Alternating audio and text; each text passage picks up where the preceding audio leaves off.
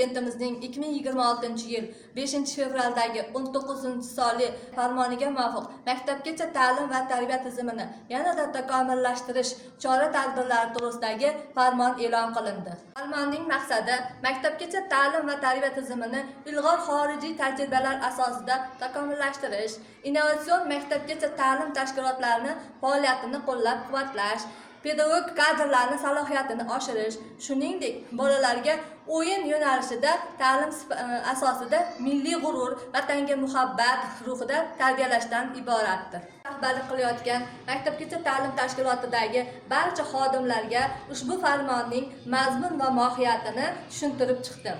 Maxsus ma'lumotli pedagoglar dual ta'lim asosida oliygohga qabul qilinishi juda katta imkoniyat bo'lib, pedagoglar oliygohlarda olgan bilimlarini amalda qo'llash va shu bilan birga ular bilim va salohiyatini oshirish ko'zda tutilgan. 2026 va 2028-yillarda har bir viloyatda yangi avlod maktabgacha ta'lim tashkilotlarini yo'lga qo'yish joriy etilgan. Jumladan, 2027-yil Namangan viloyatida yangi avlod maktabgacha ta'lim tashkilotini tashkil etish joriy etilgan.